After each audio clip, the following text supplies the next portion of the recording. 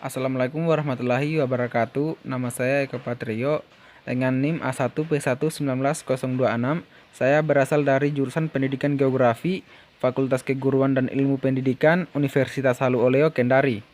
Di sini saya akan memaparkan sedikit tentang tenaga endogen dan tenaga eksogen.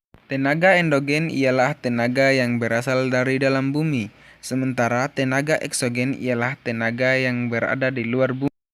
Saya di sini berfokus untuk memaparkan proses gempa bumi dan proses pelapukan. Gempa bumi ialah getaran yang terjadi permukaan bumi akibat pelepasan energi dari dalam bumi secara tiba-tiba.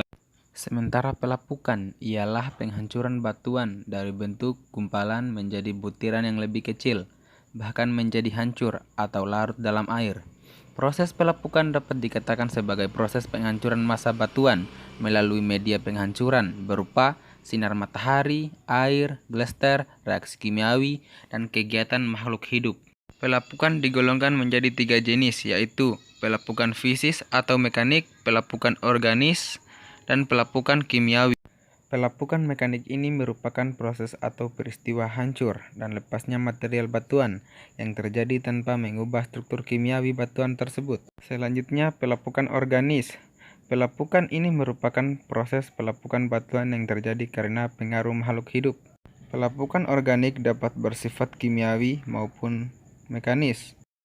Sementara itu, pelapukan kimiawi merupakan proses pelapukan massa batuan yang disertai adanya perubahan susunan kimiawi batuan yang lapuk tersebut. Pelapukan kimiawi dapat terjadi dengan bantuan air dan bantuan suhu yang tinggi.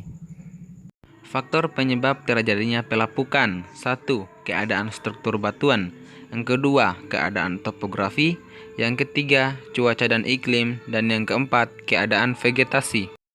Sementara itu, kita beralih ke gempa bumi. Menurut penyebab terjadinya, gempa bumi dibedakan menjadi 3 jenis, yaitu 1. Gempa vulkanik. Gempa bumi vulkanik adalah gempa bumi yang disebabkan oleh letusan gunung berapi. Contohnya, gempa Gunung Bromo, gempa Gunung Unu-Unua, gempa Gunung Krakatau. Yang kedua, gempa tektonik. Gempa tektonik adalah gempa bumi yang terjadi karena pergeseran lapisan kulit bumi akibat lapisan energi di zona penunjaman. Gempa bumi tektonik memiliki kekuatan yang cukup dahsyat. Contohnya, gempa Aceh, Bengkulu, dan Pangandaran. Yang ketiga, gempa runtuhan atau terban.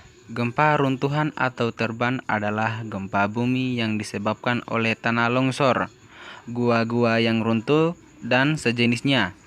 Tipe gempa seperti ini hanya berdampak kecil dan wilayahnya sempit. Berdasarkan kedalamannya, jenis-jenis gempa bumi juga dibedakan menjadi 3, yaitu 1. Gempa bumi dalam adalah gempa bumi yang hiposentrumnya berada lebih dari 300 km di bawah permukaan bumi. Gempa bumi dalam pada umumnya tidak terlalu berbahaya. Yang kedua, gempa bumi menengah. Gempa bumi menengah adalah gempa bumi yang hiposentrumnya berada di antara 60 km sampai 300 km di bawah permukaan bumi. Gempa bumi menengah pada umumnya menimbulkan kerusakan ringan dan getarannya lebih terasa.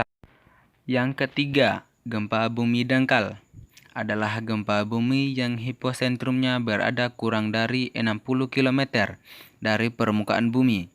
Gempa bumi ini biasanya menimbulkan kerusakan yang amat besar. Akibat yang ditimbulkan oleh gempa bumi diantaranya adalah 1. Dampak fisik. Bangunan banyak yang hancur, roboh, tanah longsor akibat goncangan, jatuhnya korban jiwa, permukaan tanah menjadi retak, dan jalan menjadi putus. Banjir karena rusaknya tanggul. Yang kedua, dampak sosial. Menimbulkan kemiskinan, kelaparan, menimbulkan penyakit. Bila pada skala yang besar dapat menimbulkan tsunami yang besar, bisa melumpuhkan politik, sistem ekonomi, dan sebagainya. Cara menghadapi gempa bumi. Yang pertama, bila berada di dalam rumah, jangan panik dan jangan berlari keluar. Berlindunglah di bawah meja atau tempat tidur.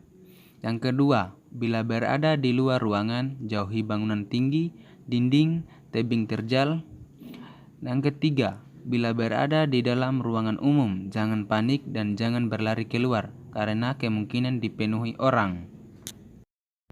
Itulah tadi pemaparan singkat tentang gempa bumi dan proses pelapukan.